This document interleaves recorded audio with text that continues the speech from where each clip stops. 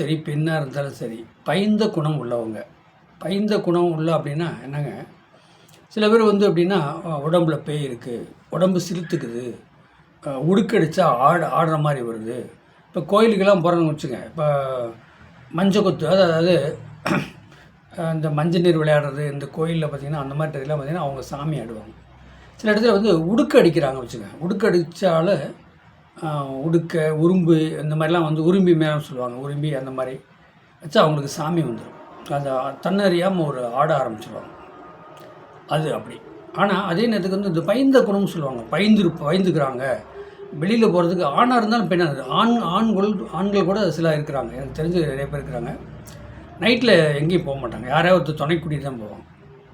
நைட்டில் வந்துங்க, ஏன்னா பெரிய ஆளாக இருப்பார், ஆனால் மனைவியோ இல்லை வேற ஒருத்தர் எழுப்பி விட்டு தான் கூட்டிகிட்டு பாத்ரூம் போவாங்க. அப்போ இதெல்லாம் வந்து வித்தியாசமாக இருக்கும். எல்லாரும் பொதுவாக அப்படி சொல்ல முடியாது. சில பேர்த்துக்கு வந்து அந்த மாதிரி ஒரு பயம், எண்ணங்கள், மனநிலை அப்படிங்கிற மாதிரி. மனசு அப்படின்னா என்ன தெரியுங்களா? மனோகாரகன். மனசு அப்படின்னா 4ஆம் இடம். ஒரு மனிதனுக்கு வந்து 4ஆம் இடம் கெட்டுருந்துன்னு வச்சுக்க, மனசு கெட்டுட்டாலே பயம் வந்துடும் உங்களுக்கு. இல்லற வாழ்க்கையில் பயம், வெளியில் போகிற பயம். அவள் எங்கே சுற்றி இப்போ வெளியூர்லாம் போகிறாங்கன்னா ஒரு 6 மணிக்குள்ளே வீட்டுக்கு வர மாதிரி பார்த்துக்குவாங்க. லேட் ஆகிற மாதிரி இருந்தால் அவங்க பயப்படுவாங்க, இல்லை அங்கேயே தங்கிடுவாங்க. அப்படி. அப்போ ஒரு 4ஆம் இடங்கிறது சுகஸ்தானம், 4ஆம் இடங்கிறது வந்து பயம் அப்படிங்கிறதும் சொல்லலாம். அதே நேரத்துக்கு ஏன் இவங்களுக்கு வந்து பயம் வருது, என்ன காரணம் அப்படின்னு கேட்டிங்கன்னா, அதாவது சந்திரனுக்கு 2ஆம் இடத்துல கேது இருந்தாலோ, கேதோட சந்திரன் சேர்ந்துருந்தாலோ, சந்திரனா இருங்க மனோகாரனா, அப்போ அந்த கேது சேரும்போது என்னன்னா அவருக்கு விரக்தியான மனநிலை, விரக்தியான எண்ணங்கள், பயம் அப்படிங்கிற ஒரு எண்ணத்தை கொண்டுது. நடுக்கம், பயம், அந்த மாதிரி எண்ணம் அவங்களுக்கு உண்டாயிரும். அதனால் வந்து கேது பகவானும் சந்திர பகவானும் சேரக்கூடாது. கேது திசை ஓடக்கூடாது, சந்திர திசை ஓடக்கூடாது. கேது திசை 7 வருஷம், சந்திர திசை 10 வருஷம். இப்போ இது ஓடும்போது பார்த்திங்கன்னா, அந்த கேதுவும் சந்திரனும் சேர்ந்துருக்கும்போது, இந்த திசையை ஓடும்போது, புத்தி ஓடும்போது பயந்துக்குவாங்க. அந்த சந்திர திசை முடிஞ்சதுங்க, கேது திசை முடிஞ்சது. இடையில் வந்து சந்திரனுக்கும் கேதுக்கும் ஏகப்பட்ட வித்தியாசம் இருக்கும். சந்திர திசை முடிஞ்சோடனே வந்துங்க, செவ்வாய் திசை, ராகு திசை, குரு திசை, சனி திசை, புதன் திசை, அதுக்கப்புறம் தான் வந்து கேது திசை வரும். இவ்வளோ வித்தியாசம் வரும்.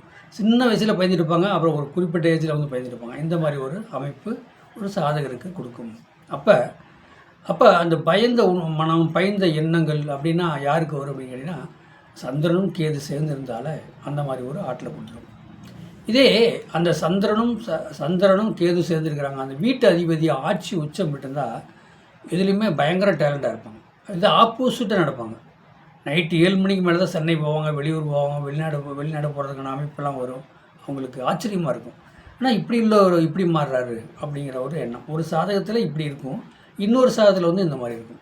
அப்போ இதெல்லாம் பார்த்திங்கன்னா சந்திரன் மனோகாரகன் கேதோடு சேரும்போது அது என்ன நல்லது நடக்குமா, கெட்டது நடக்குமா? அப்போ அந்த கேது என்ன நட்சத்திரத்தில் உட்காந்துருக்காரு, சந்திரன் என்ன நட்சத்திரத்தில் உட்காந்துருக்கார், அந்த வீட்டு அதிபதி யார், கேது நின்று நட்சத்திர அதிபதி யார், அதே சந்திரன் நின்று நட்சத்திர அதிபதி யார், இதை வச்சு தான் வந்து பலன் எடுக்க முடியும். பயப்படுவாங்களா, தெளிவாக இருப்பாங்களா, தெளிவாக அவங்க ஒரு முடிவு எடுப்பாங்களாங்கிறத அது சந்திரனும் கேதை பார்த்து, அந்த வீட்டு அதிபதி நட்சத்திர அதிபதியை பார்த்து நல்ல ஒரு முடிவு எடுக்கலாம். வாழ்க வளமுடன். வாழ்த்துக்கள். என்னோடய சேனலை சப்ஸ்கிரைப் பண்ணுங்கள், பெல் பட்டனை ஆன் பண்ணுங்கள், மற்றவங்களுக்கு ஷேர் பண்ணுங்கள். ஃபோன் நம்பர் 95 14 77 10 74 நம்பருக்கு வாட்ஸ்அப்பில் சாதகம் அனுப்புங்க. வாழ்க வளமுடன். வாழ்த்துக்கள்.